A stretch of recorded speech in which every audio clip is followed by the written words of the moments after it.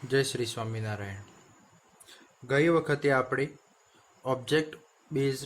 Object oriented programming જે છે એના બે પ્રકાર જોયા હતા કે એક ઓબ્જેક્ટ બેઝ પ્રોગ્રામિંગ લેંગ્વેજ અને બીજી ઓબ્જેક્ટ ઓરિએન્ટેડ પ્રોગ્રામિંગ લેંગ્વેજ. તો હવે આજે આપણે જોવાનું છે કે ઓબ્જેક્ટ ઓરિએન્ટેડ પ્રોગ્રામિંગ જે છે એ ઉપયોગ કરવાના ફાયદા શું, એટલે કે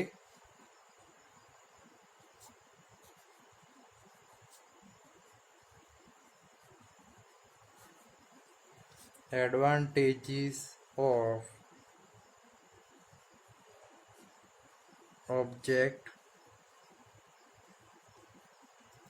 oriented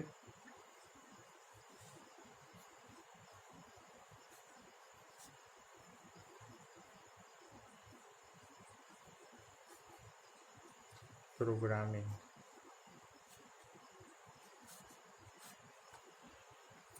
તો સૌથી પહેલો જે છે એ એડવાન્ટેજ કયો છે, તો ડેટા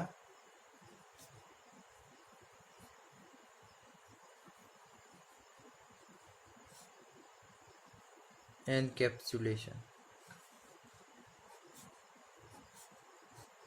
ડેટા એન્કેપ્સ્યુલેશન જે છે એ આપણો ઓબ્જેક્ટ ઓરિએન્ટેડ પ્રોગ્રામિંગનો પહેલો ફાયદો છે. એટલે કે data encapsulation benefit provide by the object oriented programming using the concept of class to bind the data and its associated function together. એટલે કે આપણને ખબર છે કે ડેટા એન્કેપ્સ્યુલેશન શું કરે છે, તો કે એક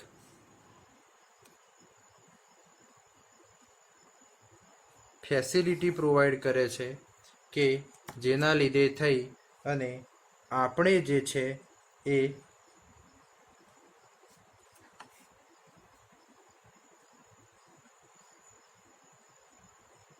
ફંક્શન અને ડેટાને જોડે બાઇન્ડ કરી શકીએ છીએ. એ પણ શેમાં,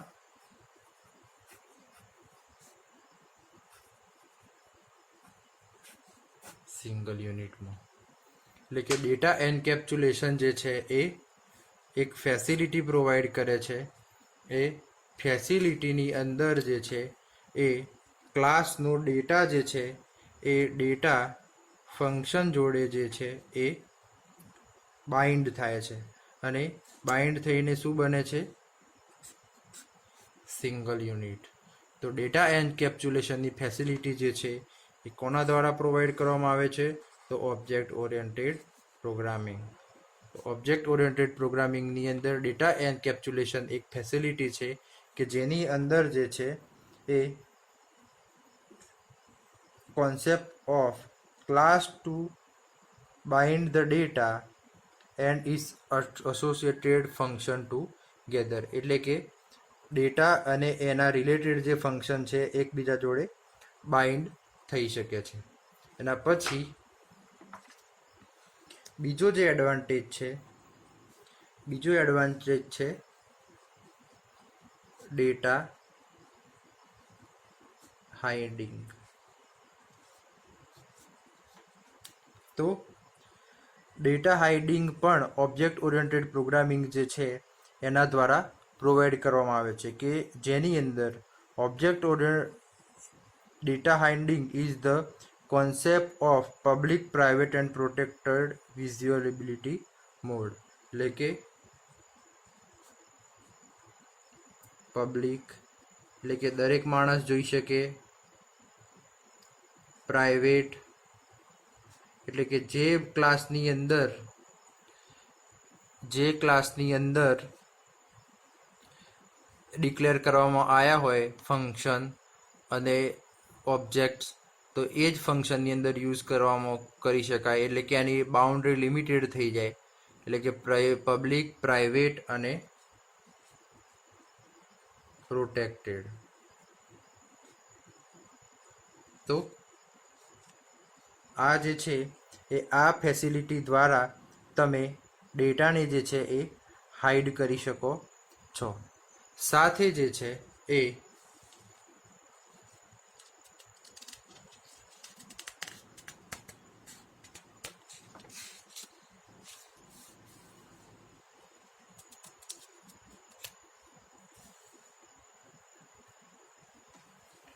પ્રોબ્લેમ જે છે એને problem can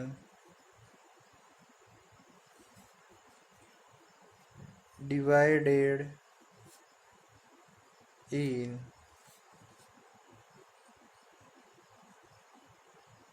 smaller parts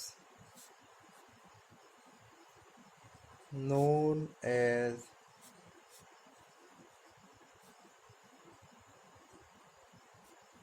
object. એટલે કે ઓબ્જેક્ટ ઓરિએન્ટેડ પ્રોગ્રામિંગ જે છે એક ફેસિલિટી પ્રોવાઈડ કરે છે કે જેના થ્રુ તમે કોઈ પણ પ્રોબ્લેમનો હોય તો એને તમે નાના નાના પાર્ટ્સની અંદર ડિવાઈડ કરી શકો છો, અને જે નાના નાના પાર્ટ્સમાં ડિવાઈડ થાય તો એ નાના પાર્ટ્સને શું કહેવામાં આવે છે? ઓબ્જેક્ટ. તો કોઈ પણ પ્રોબ્લેમને નાના નાના પાર્ટ્સમાં ડિવાઈડ કરવામાં આવે તો એ જે છે એ ઓબ્જેક્ટ કહેવામાં આવે છે. એટલે કે આ જે છે એ ઓબ્જેક્ટ ઓરિએન્ટેડ પ્રોગ્રામિંગનો એક બેનિફિટ છે અથવા તો એડવાન્ટેજ છે. Using a concept of function overloading we can create the same function with the different number and type of the argument to perform a different task. એટલે કે આપણું જે છે ઓબ્જેક્ટ ઓરિએન્ટેડ પ્રોગ્રામિંગ જે છે એ function overloading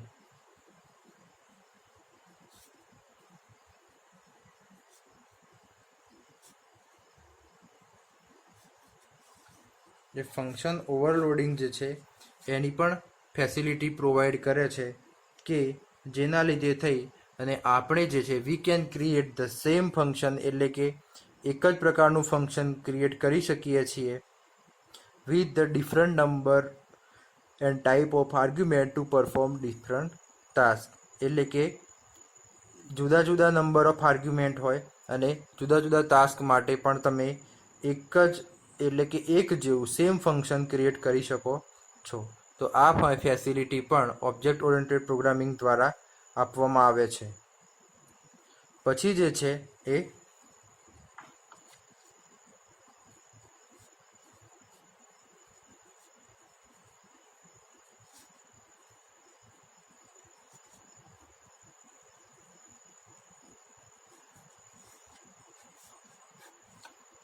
operator overloading.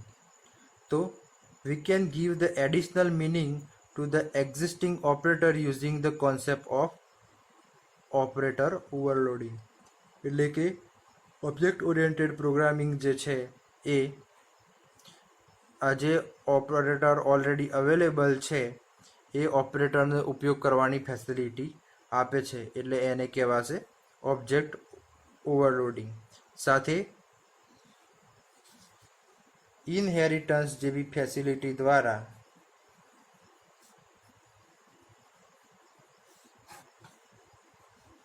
Code રીયુઝેબિલિટી જેવી facility પણ provide કરવામાં આવે છે. તો ઇનહેરિટન્સ પણ એક એડવાન્ટેજ છે ઓબ્જેક્ટ ઓરિએન્ટેડ પ્રોગ્રામિંગનો. સાથે આપણને ખબર છે કે ભાઈ ઓબ્જેક્ટ જે છે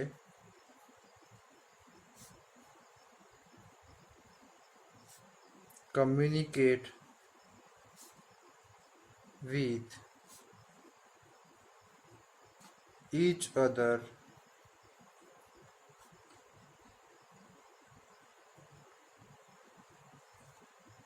using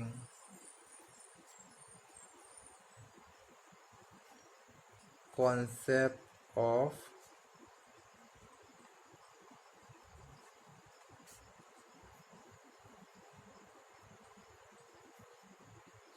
મેસેજ પાસિંગ. એટલે કે ફંક્શનમાં અથવા તો પ્રોગ્રામમાં અવેલેબલ ઓબ્જેક્ટ જે છે એ એકબીજા જોડે કમ્યુનિકેટ કરી શકે છે યુઝિંગ અ મેસેજ પાસિંગ. અને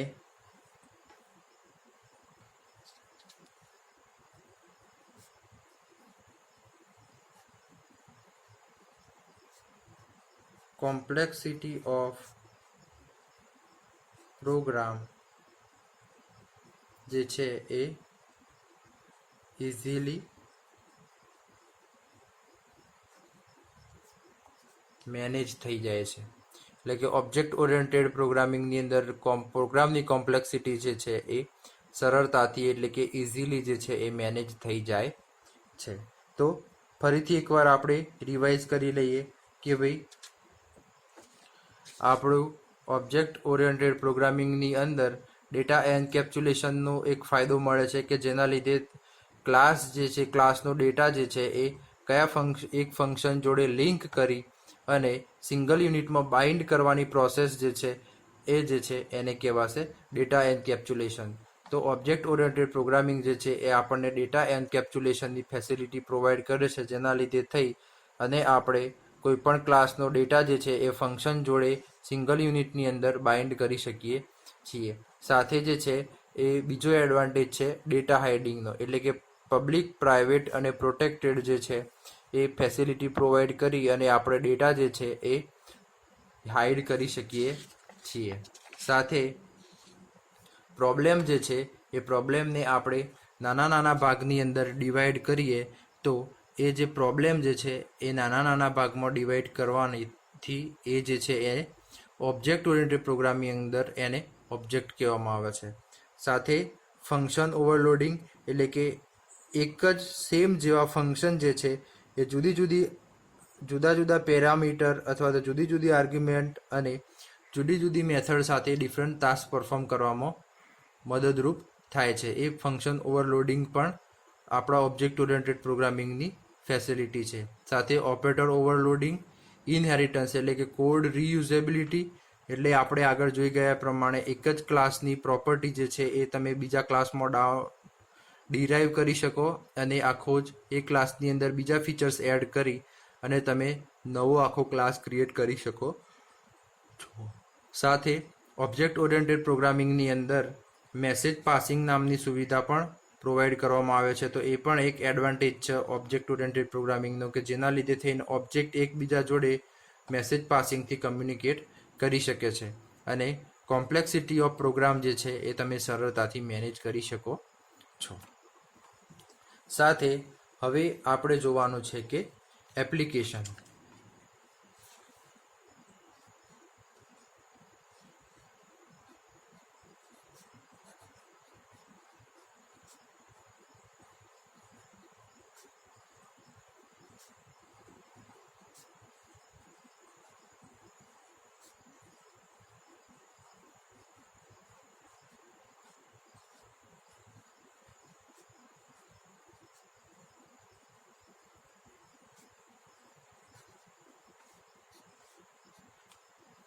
application of object oriented programming.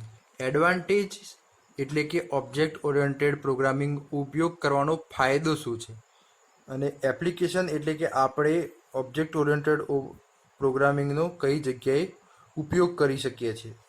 તો સૌથી પહેલાં જે છે એ આપણે શેમાં વાપરી શકીએ તો કે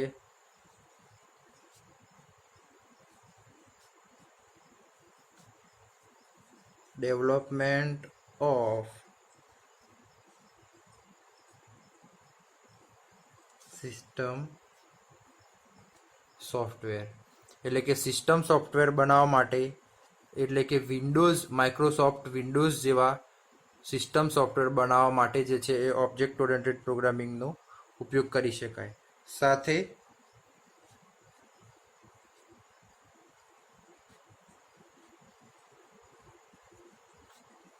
ડેવલપમેન્ટ ઓફ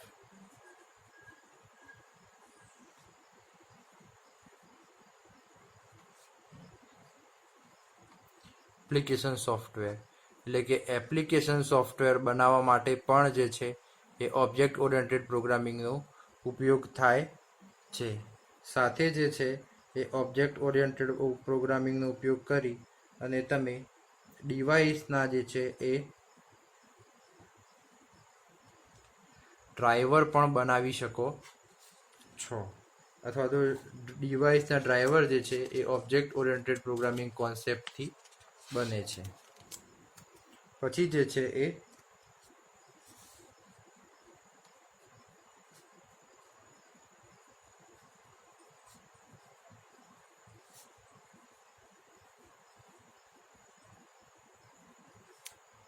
એમ્બેડેડ સોફ્ટવેર પણ ઓબ્જેક્ટ ઓરિએન્ટેડ પ્રોગ્રામિંગની મદદથી બની શકે છે. સાથે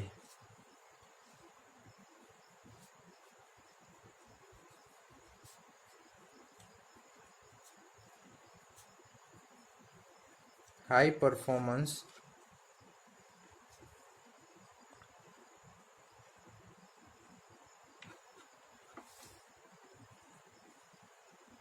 સર્વર એન્ડ ક્લાયન્ટ એપ્લિકેશન છે એ પણ ઓબ્જેક્ટ ઓરિએન્ટેડ પ્રોગ્રામિંગની અંદર બની શકે છે. સાથે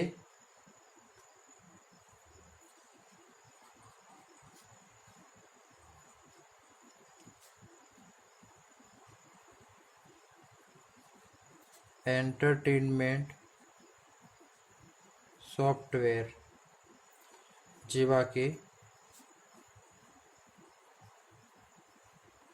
ગેમ્સ, તો ગેમ્સ પણ ઓબ્જેક્ટ ઓરિએન્ટેડ પ્રોગ્રામિંગનો ઉપયોગ કરીને બનાવી શકાય છે. સાથે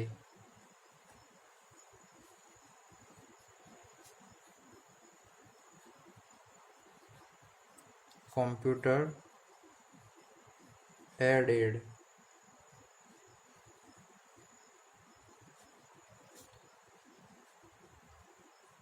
design system for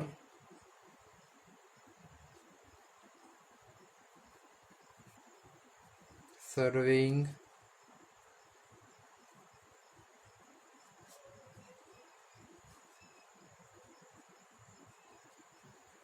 civil engineering and મોર. એટલે કે કમ્પ્યુટર એડેડ ડિઝાઇનના સોફ્ટવેર જે છે એ પણ ઓબ્જેક્ટ ઓરિએન્ટેડ પ્રોગ્રામિંગનો ઉપયોગ કરી અને બનાવવામાં આવે છે. સાથે તમે જુઓ તો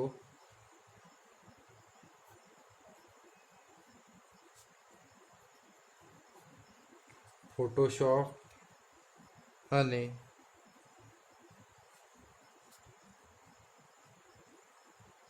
image ready,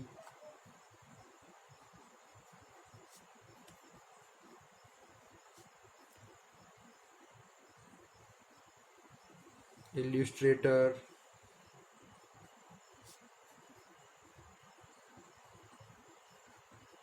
Acrobat,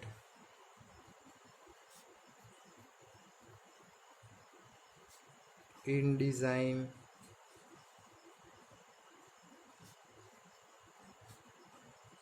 go live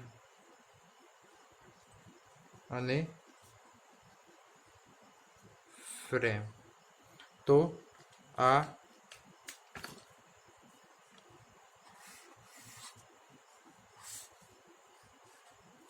તમામે તમામ સોફ્ટવેર જે છે એ સોફ્ટવેર C++ અને સી જેવી લેંગ્વેજનો ઉપયોગ કરી અને બનાવવામાં આવ્યા છે. તો ફોટોશોપ છે, ઇલ્યુસ્ટ્રેટર છે, એક્રોબેટ રીડર જે છે એ, ઇનડિઝાઇન, ગો લાઈવ, ફ્રેમ,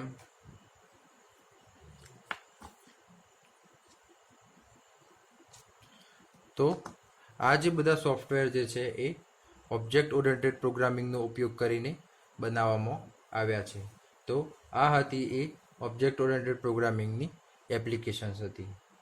તો હવે ફરી મળીશું આગળના લેક્ચરમાં. ત્યાં સુધી જય શ્રી સ્વામિનારાયણ.